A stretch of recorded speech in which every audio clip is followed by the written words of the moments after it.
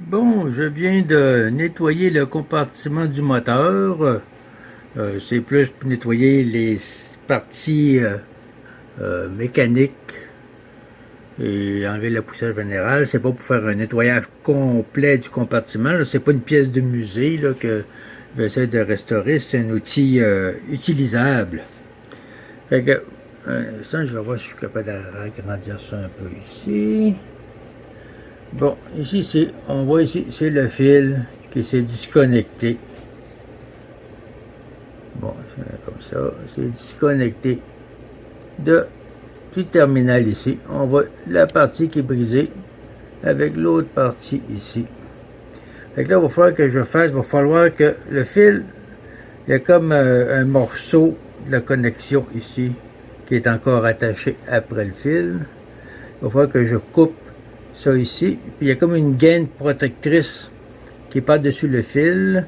Il va falloir que je trouve un moyen de découper une partie de la gaine, peut-être jusqu'à ici, afin de pouvoir dégager le fil et avoir une extrémité en métal nu pour installer un nouveau connecteur. Mais ça, je ne pourrai pas le faire en filmant parce que c'est trop étroit pour que je puisse filmer et travailler en même temps. Ça fait que je reviens quand j'ai terminé la réparation. Bon, me revoilà. J'ai réussi à enlever la vieille gaine en utilisant un couteau tout usage avec une lame neuve. J'ai réussi à couper la vieille gaine. J'ai inséré un petit connecteur dont, avec une paire de pinces, j'ai plié en angle pour que ça ne soit pas trop difficile à faire la connexion ici. Et puis, j'ai connecté. Et puis, on est en affaire. Ça fonctionne. La machine fonctionne. C'est bien ça. Une vitesse plus haute.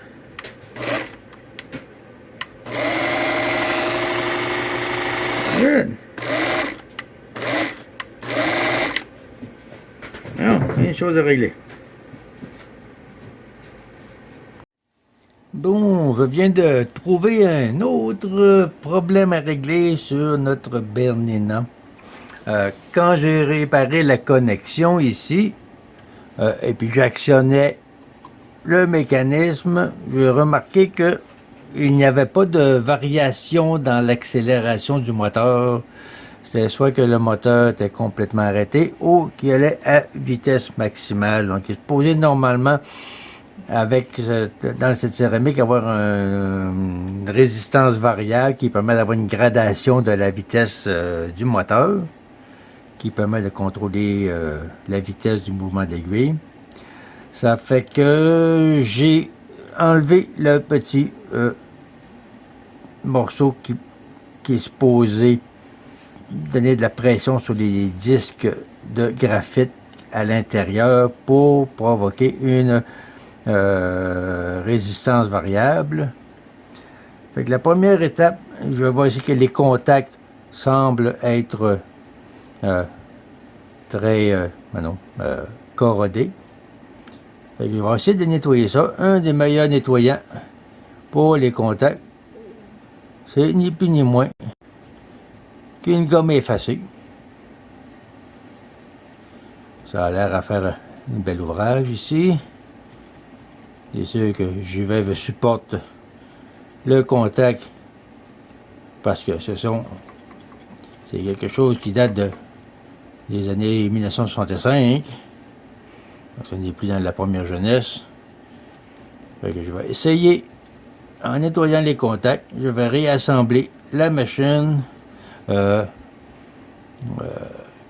rhéostat, pas vraiment un rhéostat, mais la résistance variable. Puis on va faire un autre essai pour voir si ça règle le problème. Sinon, il va falloir rouvrir l'intérieur pour aller chercher. Je vais essayer de nettoyer également. Aller chercher les disques de graphite pour voir si on est capable de les nettoyer et les réassembler. Si ça ne marche pas, ben, il va falloir penser à une autre alternative. Je finis de nettoyer ça, je le réassemble, puis on va faire un test. Bon, je viens de réussir à réinstaller. On va mettre l'électricité. C'est sûr qu'il faut être extrêmement prudent. C'est sûr que je ne touche pas les contacts avec mes mains. Je vais me contenter de toucher les céramiques. Je vais remettre le petit plongeur isolant. Puis on va voir si on a quelque chose qui se passe. OK. Non, il n'y a rien. Il n'y a rien qui se passe, absolument rien. Un instant. On va débrancher la machine. On va juste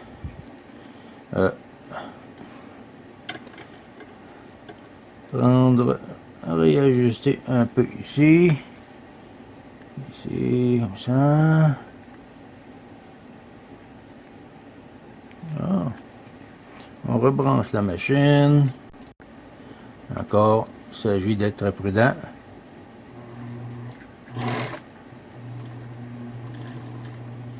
Et ici, nous avons un peu d'ajustement. Je pense que c'est bien. Hein?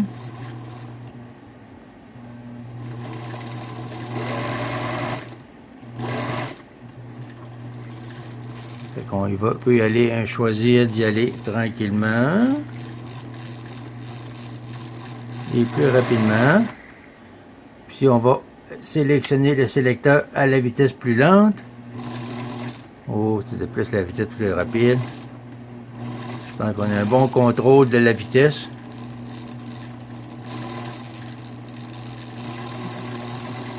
À pleine vitesse, à basse vitesse.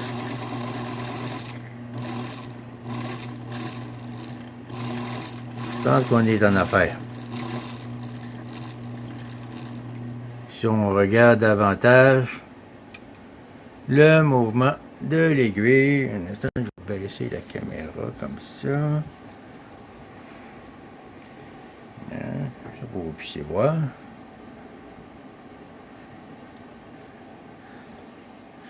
Fait que allez vérifier, regardez ici le mouvement de l'aiguille. Je remets le petit plongeur isolant. Puis j'y vais tranquillement. Fait qu'on peut avoir une bonne sélection de vitesse. Si j'appuie plus fort, plus rapidement. Et puis on a le sélecteur de vitesse, haute vitesse ici. On peut avoir un bon contrôle. On fait plus fort. Pleine vitesse.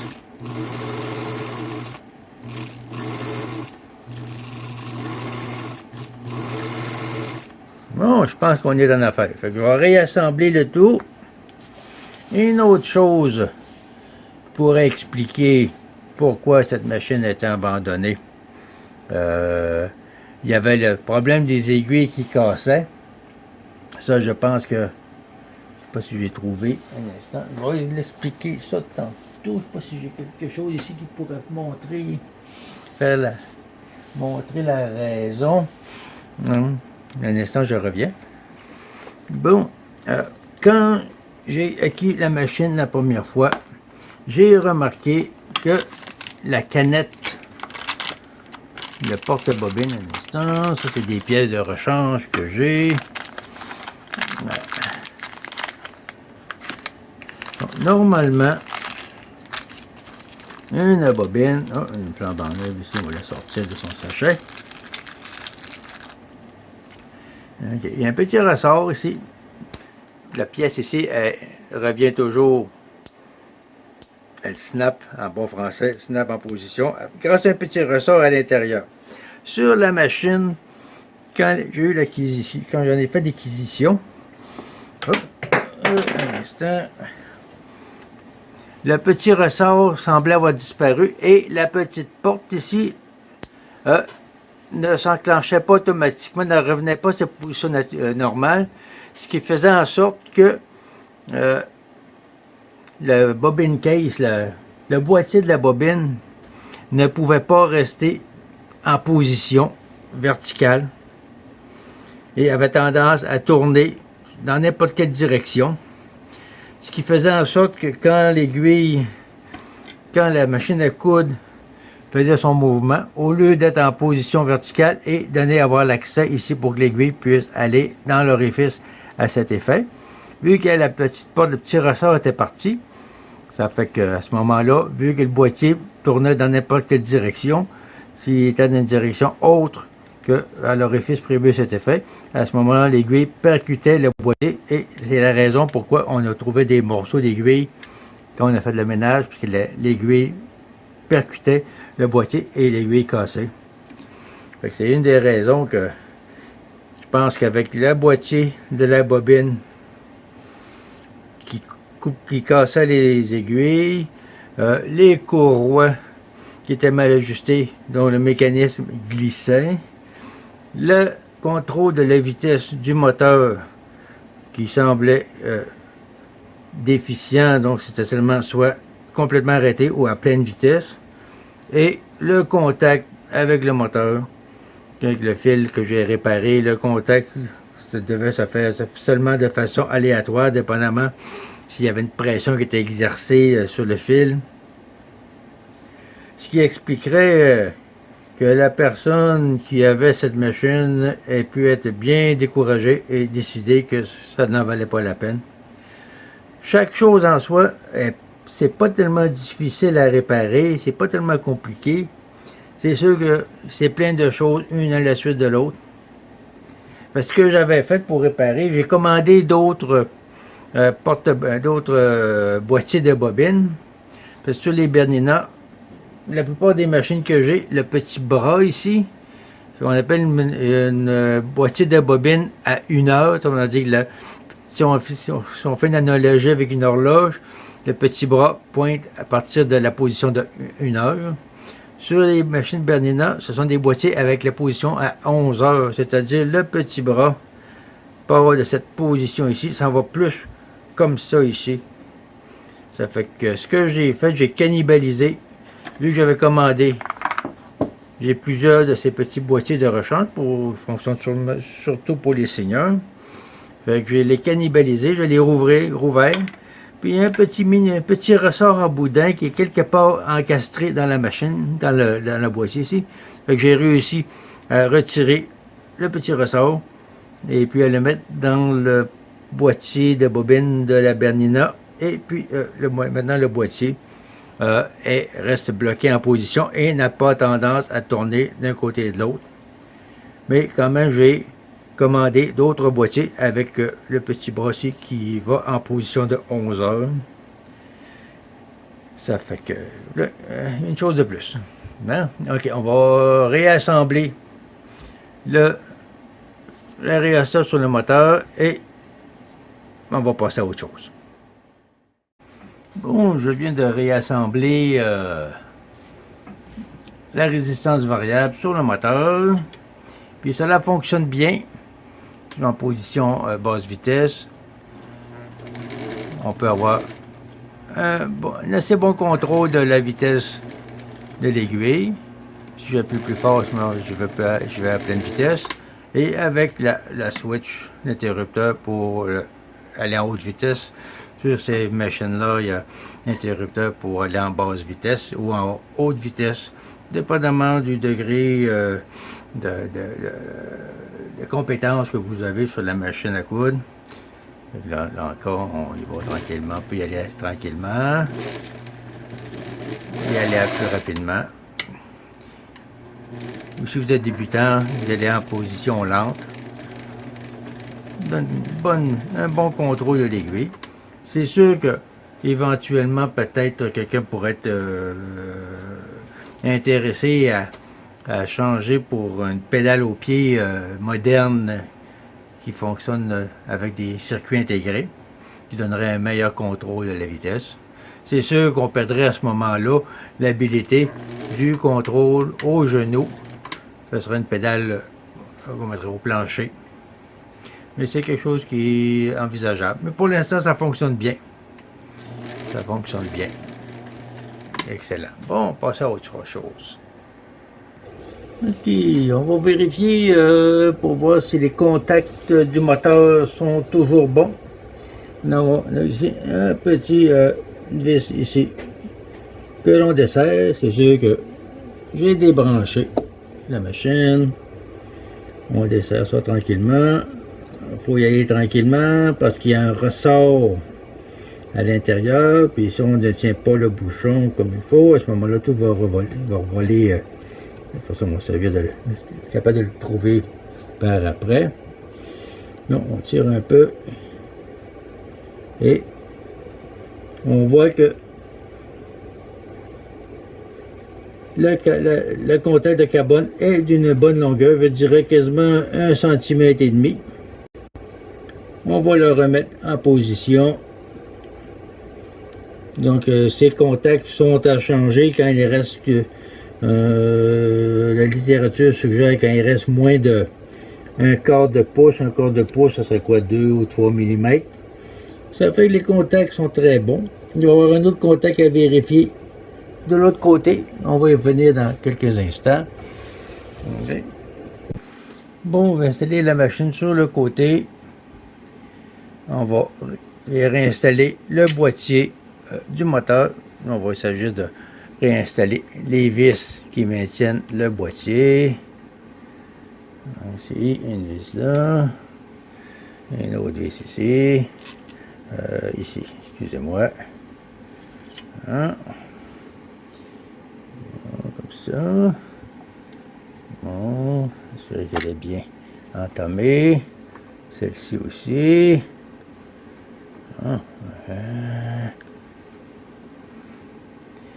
Bon, on est satisfait de la résistance variable pour le contrôle de la vitesse. On a réparé la connexion du moteur qui était brisée.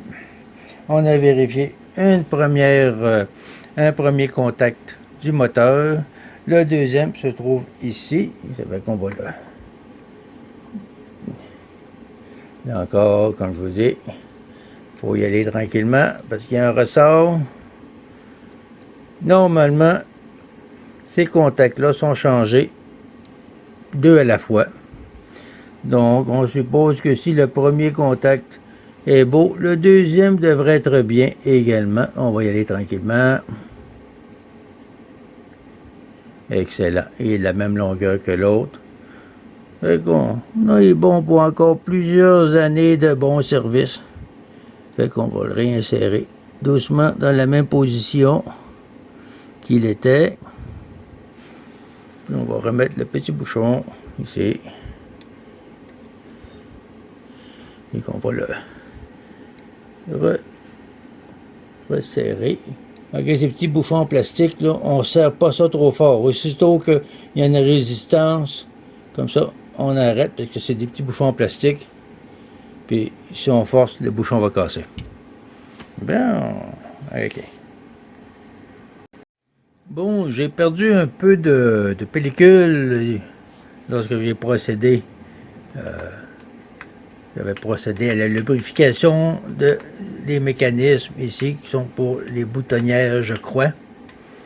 Et ainsi que le bouton de côté ici, avec lesquels j'avais beaucoup de difficultés au départ. Quand on a beaucoup de difficultés avec des machines dont les boutons sont en plastique, souvent le plastique tient une pièce en métal, puis c'est la pièce en métal qui est saisie. Il ne faut pas forcer les boutons en plastique, sans ça, ils vont casser. Il s'agit de mettre du lubrifiant et laisser le lubrifiant faire son travail. Ce que j'ai fait. Et puis là, ça fonctionne librement. Même le bouton, il y a encore une certaine tension, mais je pense que c'est normal. Mais avec le lubrifiant, ça va faire son travail. Là, il reste à vérifier l'embrayage du volant ou de la poulie principale. On défait. Pas besoin de l'enlever au complet. La petite vis qui sert à bloquer la position pour désembrayer le mécanisme. Fait que là, on peut le dévisser. Une fois Ça vient le dévisser un peu plus. Pas besoin de l'enlever. Et voilà. Comme ça, là, ça se dévisse. Comme ça. OK, voilà. Fait que nous avons ici le bouton qui sert à désembrayer le mécanisme. Nous avons l'embrayage lui-même qui va dans une position. Donc, il y a comme des petites pattes ici. Les petites pattes sont comme penchées vers l'intérieur. Fait que ça va dans les petites encoches qu'il y a ici. On va s'assurer de laisser ça comme ça ici. On va mettre un petit peu de lubrification. On va tirer la roue. Je pense qu'il est déjà quand même bien lubrifié.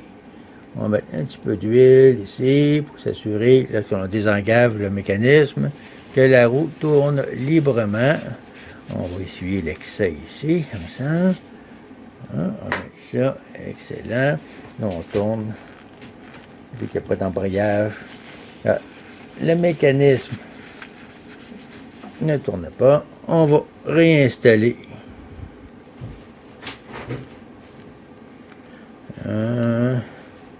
le contrôle.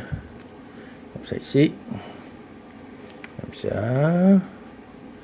Et puis, vu qu'on a ici une autre pièce de métal en sachet dans du plastique, on va mettre une petite goutte d'huile sur le filet.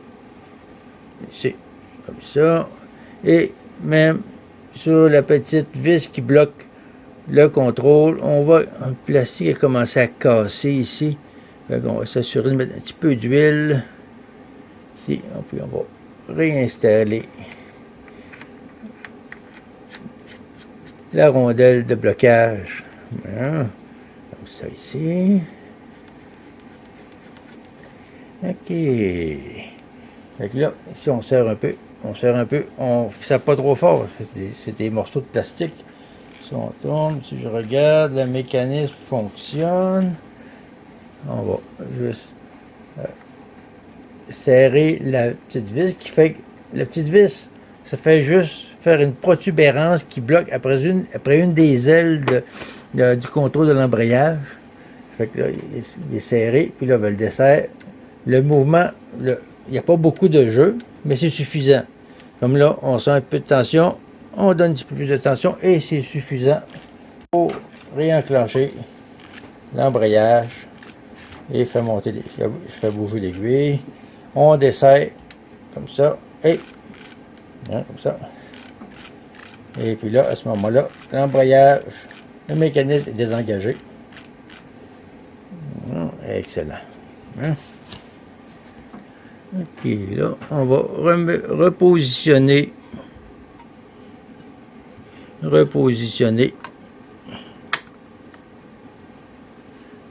Comme ça, ouais. Repositionner. On va l'avoir. Bon, OK, dans le bon sens. Et par-dessus, les petits contrôles ici. Remettre les vis pour fermer le compartiment. Là, les vis, comme vous voyez, les vis sont comme ont été endommagées. Je ne sais pas pourquoi. Un instant comme ça ici. Vous pouvez voir la vis est endommagée par quelqu'un qui a serré ça beaucoup trop fort. Ça n'a pas besoin d'être serré excessivement fort, c'est juste des petites vis qui tiennent le panneau. Fait que juste les serrer pour que ça soit sécuritaire. Mais pas besoin de les torquer. C'est pas une pièce qui est soumise à pression. On va essayer ça comme ça. Bon, on va resserrer ça tranquillement.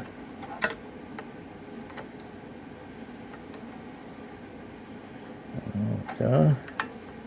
C'est difficile parce que le tournevis touche presque à la caméra. Ça. Ici.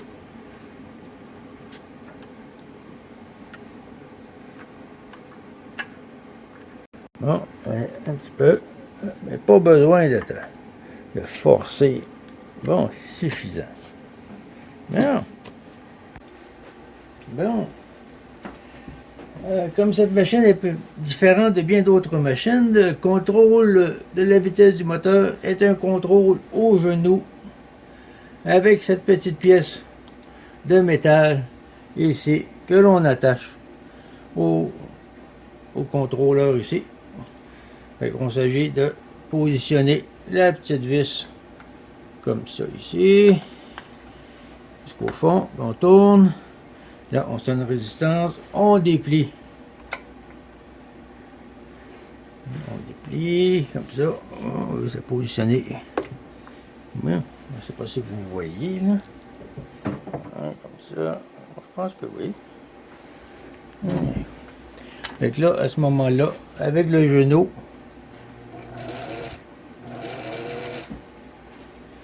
on contrôle la machine. Et on peut y aller tranquillement, tranquillement. Très bon contrôle. Ou on peut y aller plus rapidement. Et avec la petite contact en arrière pour aller en vitesse plus rapide.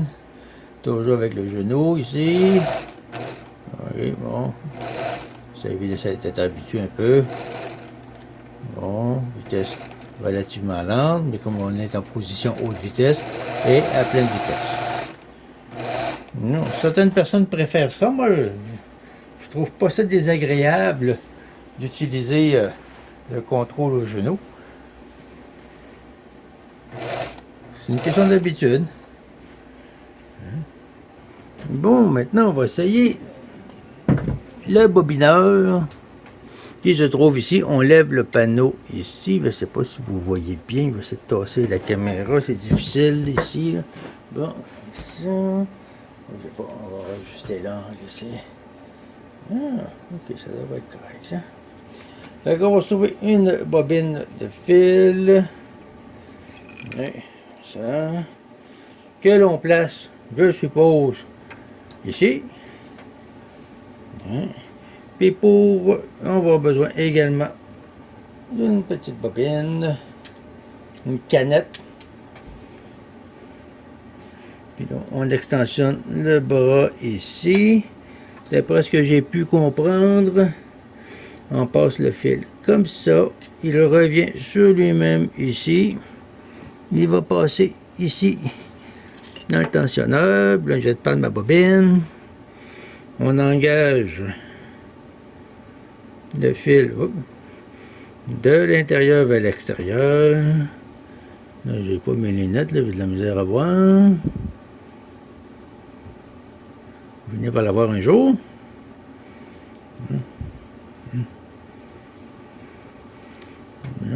Avec la caméra dans le chemin, c'est pas évident. Ah. Oui, elle est eu. Finalement. Bien. Fait que là, on installe la bobine ici. Voilà, il y a comme débarqué sur son guide. Ça ici. Bon. OK. Là, on désengage le mécanisme. Comme ça, on engage la bobine. Là, si mes calculs sont bons, ça devrait commencer à bobiner. Bon, OK, on va laisser quelques tours. On va chercher une paire de ciseaux. Oh, on va couper le fil avec ça. Excellent.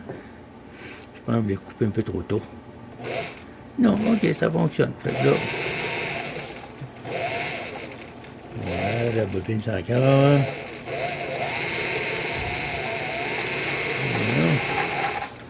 Pas besoin d'aller très vite. On peut tenir la bobine de fil ici. Comme on voit, le fil monte et descend le long de la canette. Tranquillement comme ça.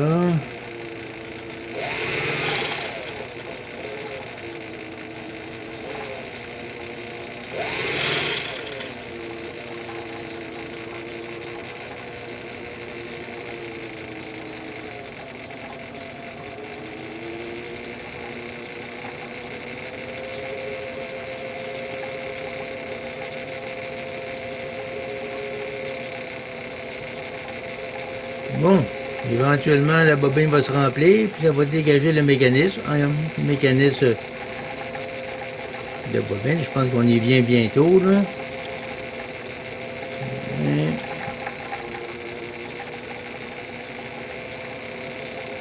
On pourrait y aller plus rapidement, là, mais j'aime bien voir la façon que le fil monte et descend, puis de belle mécanique.